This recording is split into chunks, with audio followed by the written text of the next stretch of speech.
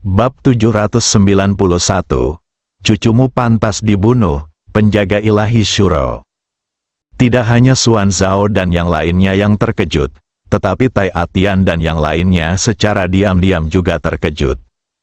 Penjaga ilahi Shuro ini adalah salah satu kartu truf terkuat dari peradaban Shuro, yang menjaga kota Shuro sepanjang tahun. Karena beberapa alasan khusus, penjaga ilahi Shuro ini hanya dapat ditidurkan dan disegel mutlak diperlukan. Peradaban Shuro memiliki sejarah lebih dari 10 miliar tahun, dan selama sejarah lebih dari 10 miliar tahun ini, penjaga ilahi Shuro hanya dibangunkan sebanyak 3 kali. Dan setiap saat itu terjadi karena momen paling kritis dari peradaban Shuro. Tidak ada yang menyangka bahwa cendekiawan tertinggi akan secara langsung membangunkan penjaga ilahi Shuro. Apakah Anda yang terbaik di awal? Harus dikatakan bahwa tidak hanya klan Xuan yang bingung, tetapi seluruh peradaban Shuro juga bingung. Segera, kekosongan di sekitarnya berangsur-angsur hancur, dan kemudian, penjaga dewa Shuro yang kuat muncul di mana-mana. Ketika dia melihat penjaga dewa Shuro ini, ekspresi Ye Guan menjadi serius. Aura puluhan ribu pengawal ilahi Shuro sangat kuat, dan begitu mereka muncul, mereka mengguncang seluruh dunia, ruang dan waktu, dan menjadi ilusi. Ini sangat menakutkan, tentara seperti itu. Yang terendah di antara mereka adalah tingkat keilahian 70%, dan setiap penjaga dewa Shuro memancarkan aura dan semangat juang yang sangat kuat. Sungguh keterlaluan, saat ini, dia menyadari betapa menakutkannya peradaban Shuro ini. Tak heran jika peradaban hutan dengan tegas memilih mundur ke alam semesta Guangxuan ketika menemukan peradaban Shuro ini. Di lapangan, setelah penjaga dewa Shuro muncul, mereka semua membungkuk hormat kepada Xinyu. Satu-satunya yang dapat memanggil pengawal ilahi Shuro, selain Raja Shuro sebelumnya, adalah cendekiawan tertinggi dari generasi yang lalu. Hal ini karena pasukan pengawal ilahi Shuro diciptakan bersama oleh Raja Shuro generasi pertama dan cendekiawan tertinggi generasi pertama. Oleh karena itu, pengawal ilahi Shuro hanya dapat memanggil pengawal ilahi Shuro. Xuan Zhao memandang para penjaga dewa Shuro itu dengan ekspresi yang sangat jelek. Karena tidak mungkin klan Xuan bermusuhan dengan para penjaga dewa Shuro ini, tentu saja, mereka benar-benar tak terkalahkan. Xinyu menoleh untuk melihat ke arah Ye Guan, lalu berkata dengan lembut, "Maaf, saya mengundang Anda untuk datang ke peradaban Sura. Saya tidak menyangka hal ini akan terjadi. Saya benar-benar minta maaf." Ye Guan tersenyum dan berkata, "Itu tidak ada hubungannya denganmu." Xinyu menggelengkan kepalanya sedikit. Dia melihat ke arah pemimpin pengawal ilahi Sura di kejauhan dan berkata, bahwa Tuan Muda Ye meninggalkan klan Sura. Pemimpin pengawal ilahi Sura membungkuk sedikit pada Xinyu, lalu menatap Ye Guan, "Tolong." Ye Guan memandang Xinyu dan berkata, "Sampai jumpa lagi." Xinyu tersenyum dan berkata, "Bisakah Anda memberi saya informasi kontak Anda?" Ye Guan ragu-ragu sejenak, lalu mengeluarkan catatan transmisi dan menyerahkannya kepada Xinyu. Xinyu tersenyum dan berkata, "Ayo cepat." Ye Guan mengangguk, dia bangkit dengan pedangnya dan hendak memecahkan kehampaan dan pergi dari sini. Namun, pada saat ini, kekuatan misterius tiba-tiba jatuh dari langit dan mendorong Ye Guan kembali ke tempatnya. Semua orang tercengang. Ye Guan mendarat di sebelah Xinyu. Xinyu menyipitkan matanya sedikit. Dia melihat ke arah langit.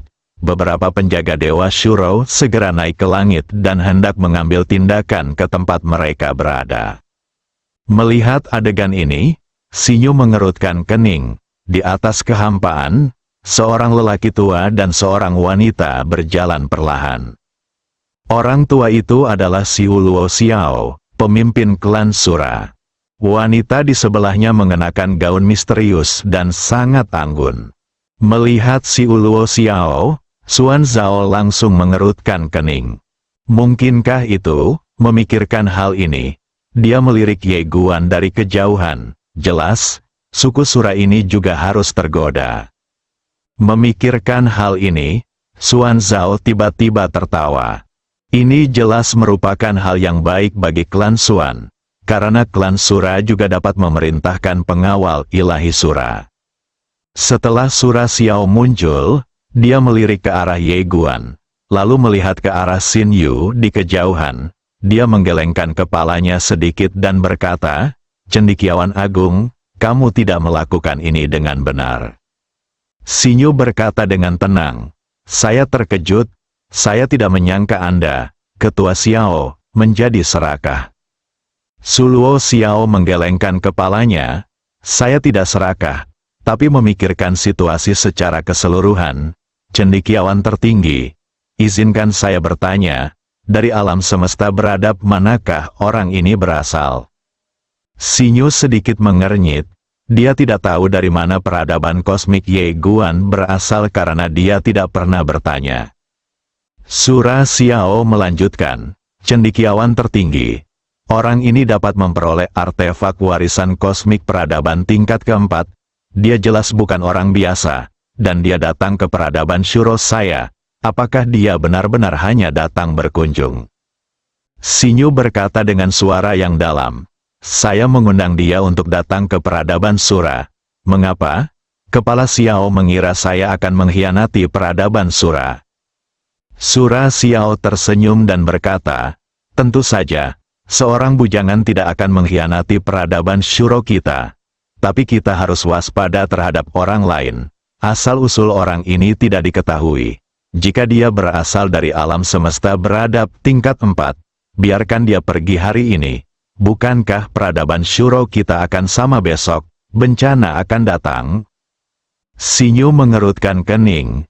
Dia bukan dari alam semesta beradab tingkat 4. Dia berasal dari alam semesta yang baru saja mencapai peradaban tingkat pertama. Su Luo Xiao berkata dengan tenang, "Sarjana, apakah menurutmu monster jenius seperti dia mungkin baru saja mencapai peradaban kosmik tingkat pertama?" Xin Yu memandang Ye Guan, "Saya percaya apa yang dia katakan." Ye Guan tersenyum sedikit. Su Luo Xiao terkekeh, "Sarjana, kamu ditipu olehnya. Orang ini hanya memiliki 20% keilahian, dan dia dapat bersaing dengan orang kuat dengan keilahian 100%.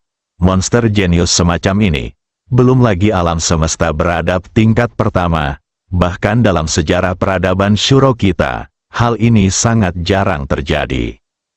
Xin Yu menggelengkan kepalanya sedikit, "Ketua Xiao, meskipun dia benar-benar berasal dari alam semesta beradab tingkat 4, bukankah bagus jika peradaban Shuro kita bersahabat dengannya?" Sura Xiao menatap Xin Yu. Peradaban yang lebih tinggi memperlakukan peradaban yang lebih rendah tanpa belas kasihan, hanya penjarahan. Xin Yu mengerutkan kening, "Kepala klan Xiao, saya tahu ini semua hanya alasan. Tujuan Anda adalah untuk mendapatkan benda suci dari Tuan Ye. Tetapi pernahkah Anda berpikir tentang apa yang akan dibawa oleh perilaku Anda ke peradaban Shuro kita? Klan Xuan hanya dapat mewakili klan Xuan, tetapi tidak dapat mewakili seluruh peradaban Shuro. Namun klan Shuro berbeda. Klan Shuro mewakili seluruh peradaban Shuro." Sura Xiao menggelengkan kepalanya sedikit. "Cendekiawan tertinggi, aku melakukan ini hanya demi masa depan peradaban Shuro kita." Saat dia berbicara, dia melihat ke samping Ye Guan, dan kemudian berkata, "Asal-usul orang ini tidak diketahui. Jika kita membiarkannya kembali seperti ini, akan ada masalah yang tak ada habisnya, jadi dia tidak bisa pergi." Alis dan mata Xin Yu berangsur-angsur menjadi dingin. Pada saat ini, seorang pria parubaya perlahan keluar. Orang yang datang tidak lain adalah Tai Atian, dan di sampingnya adalah Tai Ananda. Melihat orang-orang dari suku Taya keluar, Su Luoxiao dan Xuan Zhao mengerutkan kening. Tai Atian tersenyum tipis. Saya pikir Maha Guru benar. Bahkan jika Tuan Ye benar-benar berasal dari peradaban kosmik tingkat 4, kita masih bisa berteman dengannya. Bagaimanapun, Tuan Ye datang ke peradaban Shuro kita dan tidak menunjukkan apapun jika ada permusuhan. Mengapa peradaban Shuro kita tidak bisa berteman dengannya? Sura Xiao menatap ke arah Tai Atian. Bisakah dia mewakili peradaban kosmik di belakangnya? Jika tidak, meskipun dia setuju untuk berteman dengan peradaban Shuro saya, akankah peradaban kosmik di belakangnya setuju? Tai Atian tersenyum.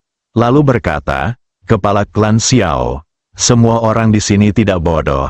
Semua orang tahu tujuanmu dengan jelas.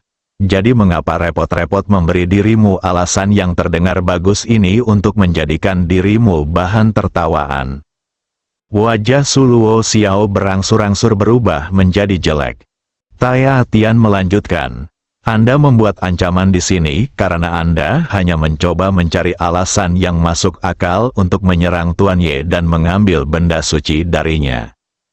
Apakah itu tidak mungkin?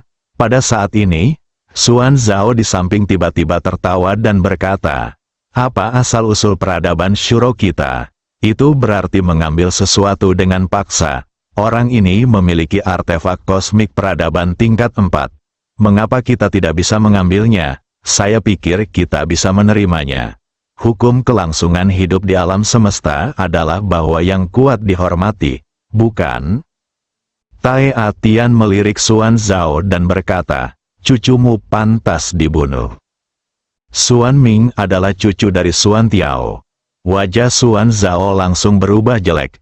Tai Atian, jangan lupakan sila leluhur peradaban Shuro kita. Kita harus bersatu ketika berhadapan dengan orang luar. Tai Atian terdiam. Memang dia bisa membantu Ye Guan secara diam-diam, tapi dia tidak boleh melakukannya secara terang-terangan, karena Ye Guan bukanlah orang dari peradaban Shuro. Moto leluhur peradaban Shuro adalah kita harus bersatu ketika berhadapan dengan dunia luar. Tidak ada seorang pun yang berani mengkhianati ajaran leluhur ini. Karena hal ini ditetapkan bersama oleh nenek moyang masing-masing keluarga, maka siapapun yang berani melanggar sila leluhur ini sama saja dengan melanggar nenek moyangnya sendiri. Pada saat ini, Maha Guru di samping tiba-tiba berkata, dia bukan orang luar. Semua orang tercengang dan melihat ke arah cendekiawan tertinggi.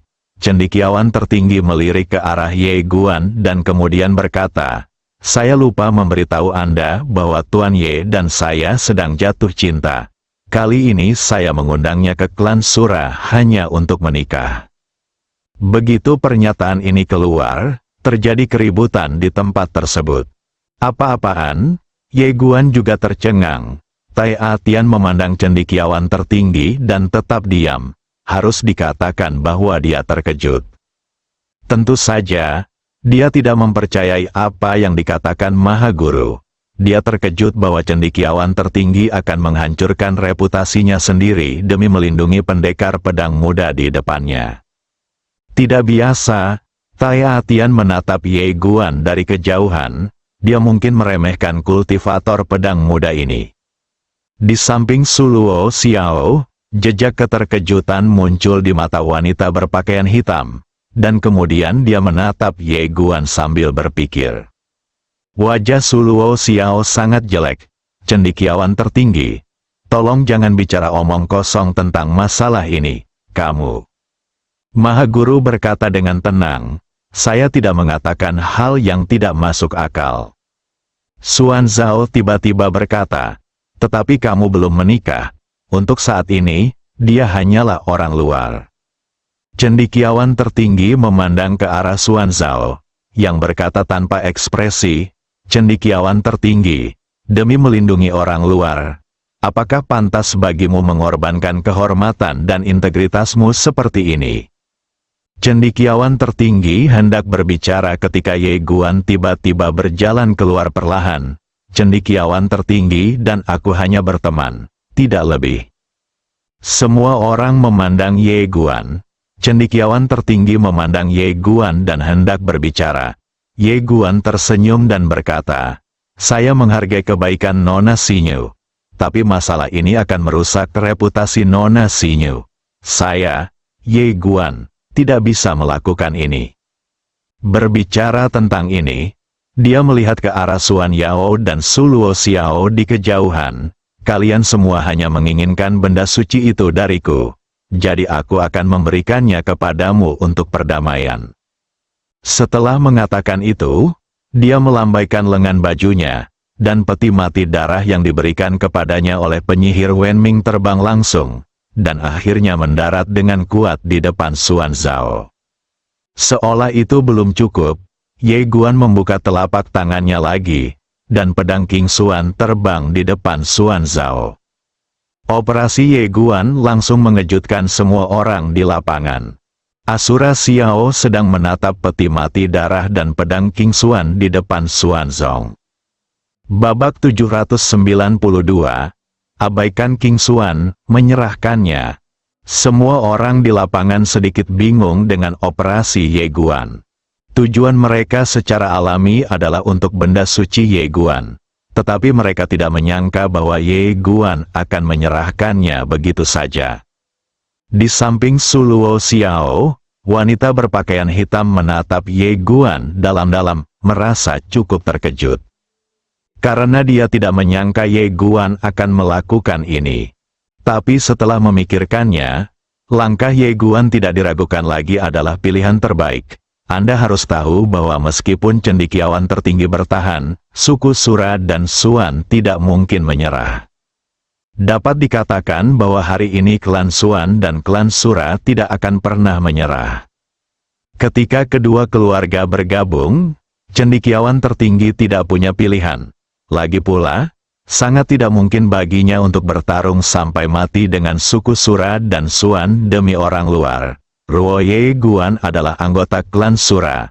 Tidak peduli klan Sura atau klan Xuan, mereka tidak berani putus dengan cendekiawan tertinggi.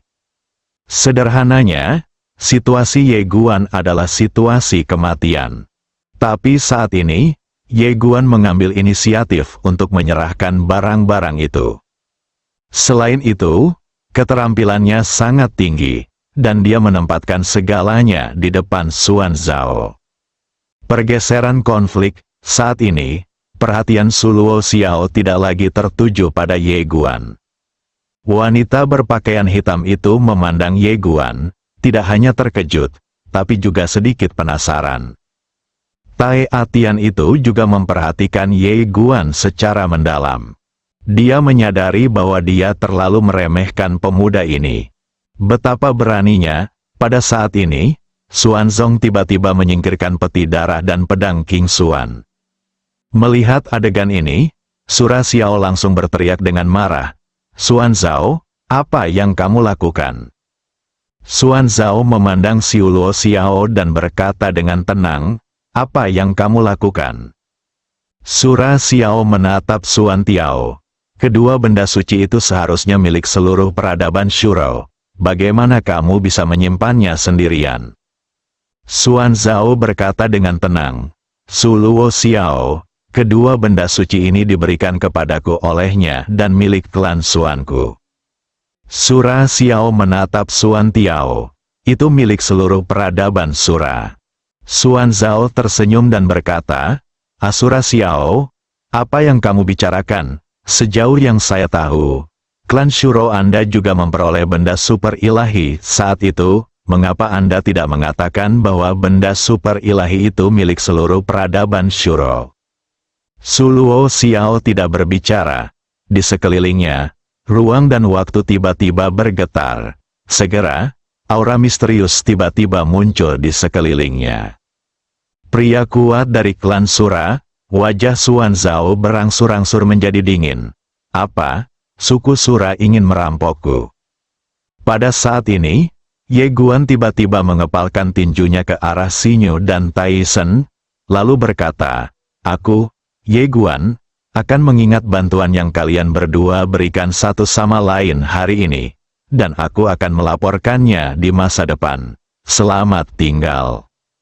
Setelah mengatakan itu, dia berbalik dan pergi. Tentu saja, dia tidak bisa tinggal di sini lagi. Begitu dia pergi, kedua lelaki tua itu akan bertarung lebih sengit lagi. Melihat Ye Guan pergi, Xinyu ragu-ragu untuk berbicara. Namun pada akhirnya dia tidak berkata apa-apa, karena memang pilihan terbaik bagi Ye Guan untuk pergi saat ini. Tai Atian melirik Ye Guan yang pergi dari kejauhan, berpikir dalam diam, tidak tahu apa yang dia pikirkan. Ketika Su Luo Xiao dan Xuan Tong melihat Ye Guan pergi, tak satu pun dari mereka mengatakan apapun. Sekarang Ye Guan tidak memiliki nilai di mata mereka. Agak bodoh jika menargetkan Ye Guan saat ini. Karena itu akan menyinggung perasaan cendekiawan tertinggi dan klan Taya. Oleh karena itu, mereka semua berpura-pura tidak melihatnya dan membiarkan Ye Guan pergi. Wanita berpakaian hitam memperhatikan Ye Guan pergi, lalu menatap Su Luo Xiao dan orang lain di sampingnya, menggelengkan kepalanya sedikit, dan tidak berkata apa-apa. Saat Ye Guan pergi, Su Luo Xiao melihat ke arah Xuan Tiao lagi. Tentu saja, tidak mungkin dia membiarkan klan Xuan mendapatkan kedua benda suci itu. Saat ini peradaban Shuro didominasi oleh marga Shuro yang menguasai sumber daya dalam jumlah besar. Jika marga Xuan bangkit pasti akan menantang kewibawaan marga Shuro. Dia tidak mengizinkan ini. Adapun Xuan Zhao, bagaimana dia bisa dengan mudah menyerahkan apa yang telah dia peroleh? Entah itu peti darah atau pedang, dia yakin pada saat ini bahwa itu pasti berasal dari peradaban alam semesta tingkat 4. Dengan harta yang begitu penting, klan Xuan pasti akan bangkit dengan kuat dan bahkan menggantikan klan Shura. Kedua belah pihak bermusuhan, tidak ada yang mau mundur. Tepat ketika kedua belah pihak hendak memulai perang, ruang dan waktu tiba-tiba terbelah di belakang Shura Xiao, dan saat berikutnya, seorang lelaki tua perlahan keluar. Shura Xiao tercengang saat melihat orang itu datang. Itu adalah Su Luo Jing, pemimpin klan Shura sebelumnya. Melihat Shura Jing, Xuan Zhao di kejauhan tiba-tiba mengerutkan kening. Setelah Shura Jing muncul, dia melirik ke arah Xuan Zhao di kejauhan, dan kemudian melihat ke cendekiawan tertinggi. Cendekiawan tertinggi, klan Shura saya telah menyinggung banyak orang hari ini. Mohon jangan tersinggung. Cendekiawan tertinggi melirik Shura Jing, dan kemudian berkata, sebagai pemimpin peradaban Shura, klan Shura seharusnya tidak hanya memiliki pola dan visi yang kecil. Setelah mengatakan itu, dia berbalik dan pergi. Setelah mendengar kata-kata cendekiawan tertinggi, wajah Shura Xiao tiba-tiba menjadi sangat jelek. Tai Atian melirik Su Luo Xiao dan Xuan Tiao, tersenyum, berbalik dan pergi tanpa berkata apa-apa. Dia secara alami tertarik pada dua harta karun itu, tetapi saat ini, dia lebih tertarik pada Tuan Ye. Pemuda ini tidak sederhana. Setelah cendekiawan tertinggi, Tai Atian dan yang lainnya pergi, Su Luo Jing perlahan berbalik dan melihat ke arah Xuan Zhao. Kamu harus tahu bahwa pemuda itu dengan sengaja mengeluarkan dua benda suci ini untuk mengalihkan konflik dan membuat kedua keluarga kita bertengkar. Xuan Zhao terdiam. Dia secara alami memahami niat Ye Guan. Tapi dia tidak punya pilihan. Karena Ye Guan sedang merencanakan dan dia tidak punya cara untuk menolak. Shura Jing tidak berkata apa-apa lagi, hanya menatap Xuan Zhao.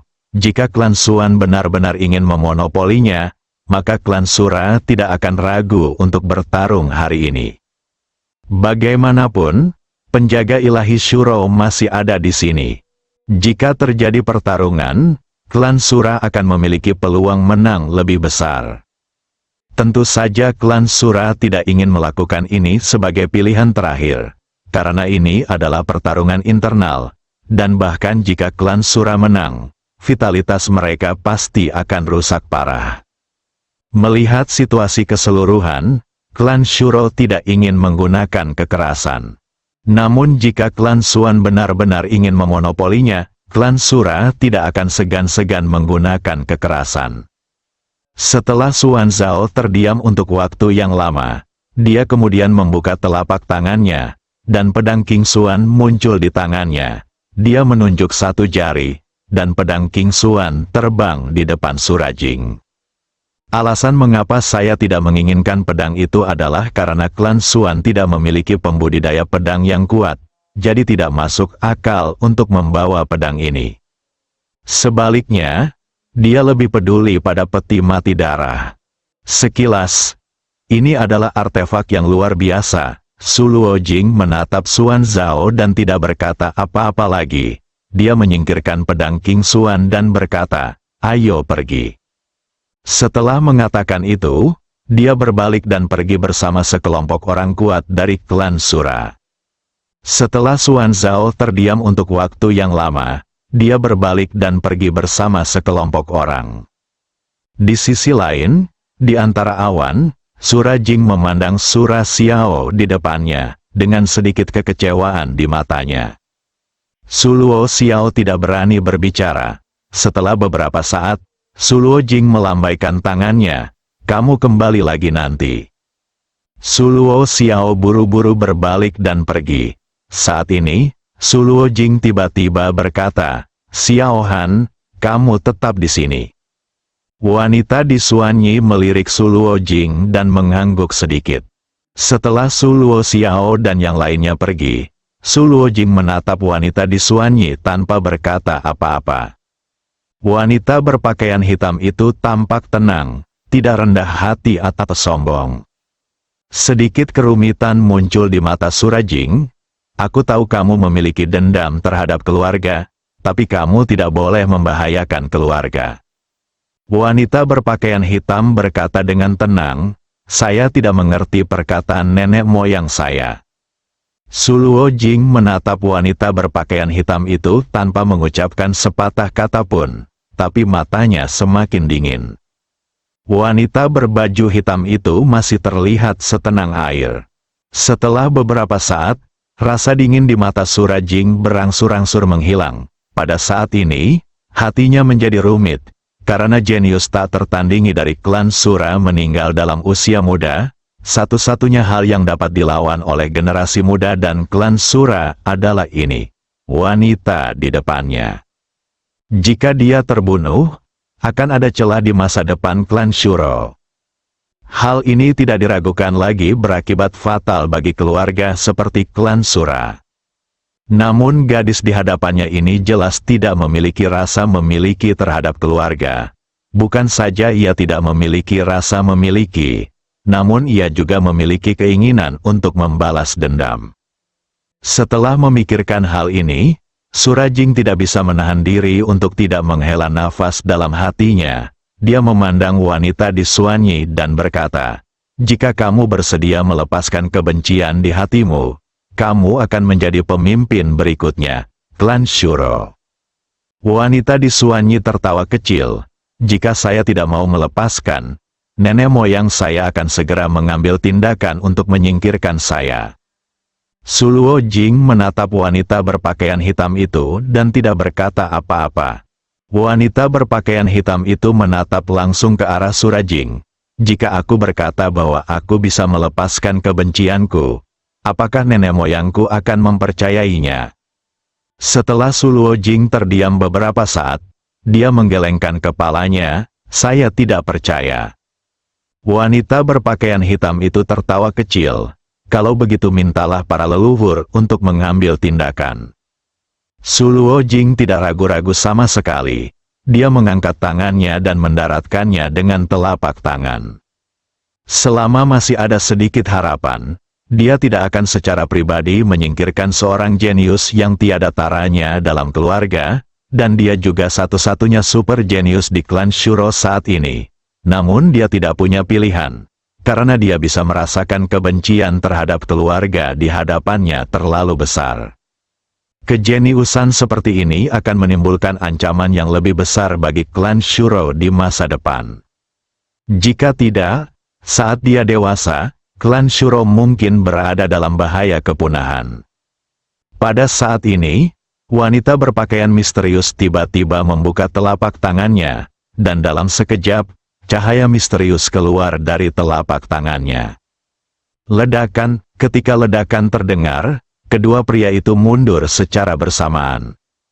Setelah Surajing berhenti, dia memandang wanita di Suanyi di kejauhan dengan tidak percaya. Kamu, bagaimana ini mungkin? Wanita berpakaian hitam melirik ke arah Surajing dan berkata dengan tenang, jika para leluhur ingin membunuhku, mereka harus memanggil orang-orang terkuat dari klan Shuro, atau memanggil para leluhur. Tapi menurutku para leluhur tidak akan melakukan itu. Lagi pula, memanggil semua orang prajurit tertinggi klan datang untuk membunuh anggota klannya sendiri. Baik leluhur maupun klan Shuro tidak mampu kehilangan muka ini, bukan? Suluo Jing menatap wanita di Suanyi dan tidak berkata apa-apa. Wanita berpakaian hitam berkata lagi, adapun pemanggilan leluhur, ketika leluhur keluar, Anda tidak dapat memutuskan siapa yang harus membantu. Benar. Setelah Suluo Jing terdiam untuk waktu yang lama, dia berkata, kamu mengajukan syarat, meskipun itu berarti membunuh semua tuan yang menganiaya orang tuamu. Selama kamu bersedia untuk tinggal, saya akan melakukannya. Justru karena penganiayaan yang dilakukan oleh keluarga angkat, orang tuanya meninggal secara tragis. Wanita berpakaian hitam itu menatap Suluo Jing dengan ringan. Lalu berkata, jika kamu mengatakan ini dari awal, aku mungkin akan mempertimbangkannya. Tapi sekarang, sudah terlambat. Setelah mengatakan itu, dia berbalik dan pergi. Alasan mengapa dia tidak lagi berkompromi sangatlah sederhana. Menurutnya, klan Sura akan segera berada dalam bencana. Jika dia tetap tinggal di klan Sura sekarang, hanya ada satu cara untuk mati. Bersambung.